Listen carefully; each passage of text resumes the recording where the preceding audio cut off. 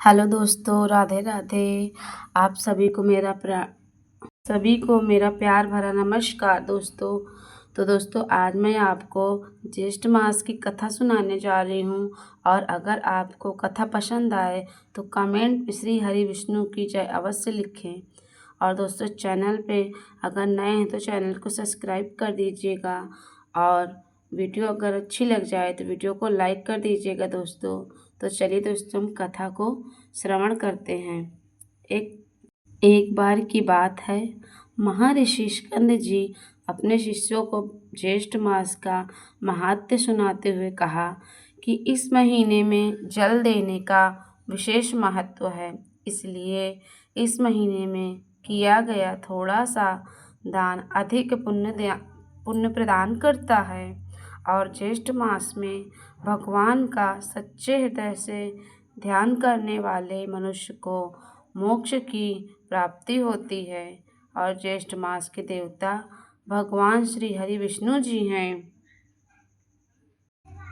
और इस माह में अन्नदान, जलदान, भोजन का दान, चंदन दान, फल दान और जूतों का दान से शांति प्राप्त होती है। चंदन का दान करने से देवता, ऋषि एवं पितृ प्रसन्न होते हैं। निर्जल क्षेत्र में प्राणी मात्र की रक्षा के लिए जल का दान करना चाहिए। और छायादार वृक्ष लगाने चाहिए। और प्यासे को पानी पिलाना चाहिए। फिर ऋषि ने कहा, हे शिष्यों, जो मनुष्य सक्षम होते हुए भी ज्येष्ठ मास में जल जैसा सुलभ दान नहीं करता, वह मृत्यु के पश्चात नरक की यातनाओं को भोग कर पीही की योनि में भोगना पड़ता है। इस विषय में मैं तुम्हें एक प्राचीन कथा सुनाता हूँ। इसे तुम सब ध्यानपूर्वक सुनो। त्रेता युग के अंत में महेशपुरी में वेदांतों को जानने वाले सुमंत नाम का एक ब्राह्मण अपनी पत्नी व पुत्र के साथ रहते थे। उनकी पत्नी का नाम गुणवती और पुत्र का नाम देव शर्मा था। एक दिन वह ब्राह्मण समाधि के लिए वन में गए और कुछ समय तक भगवान विष्णु का ध्यान कर वहाँ स्थित एक सरोवर का जल पीकर वह एक वृक्ष की छाया में सो गए। और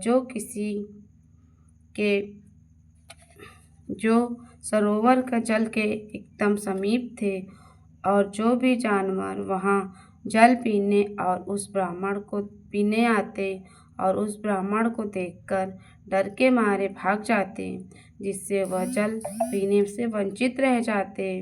और कुछ नन्हे जीव तो प्यास के मारे मृत्यु को प्राप्त हो गए। सूर्यदेव के अस्त होने पर वह ब्राह्मण अपने घर लौट आए। और जाने अनजाने में किया गया पाप उनके साथ आ गया।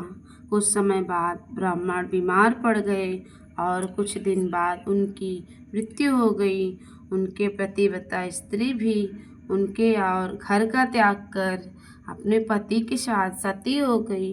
अज्ञान पाप के दोष से वह ब्राह्मण मृत्यु के बाद कई समय तक नरक की यातना भोग कर चातक की योनि में जन्म हुआ। और उसकी पत्नी चातकी की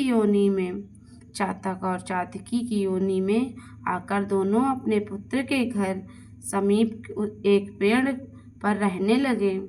चातक अपने पूर्व जन्म के कर्मों को याद करके जोर जोर से रोने लगा।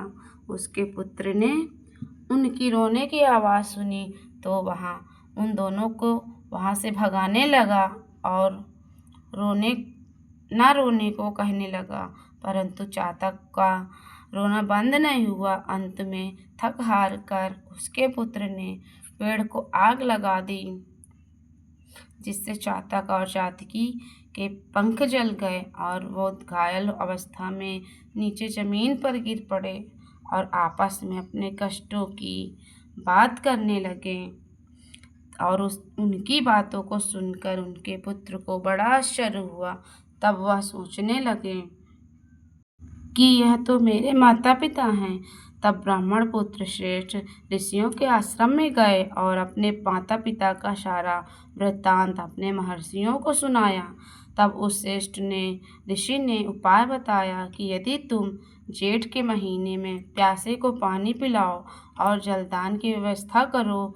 तब ऋषियों के कहे अनुसार ब्राह्मण का पुत्र अपने माता पिता के नाम का निरंजन वन में प्याऊ लगा दिया, जहाँ पर आने वाले मनुष्य पशु पक्षी आसानी से जल पीने लगे। इस तरह उसके इस पुण्य कर्म से उसके माता पिता चातक और चातकी की योनि से छूटकर अपने पुत्र को सुख समृद्धि का आशीर्वाद देकर वे वैकुंठ धाम को चले गए।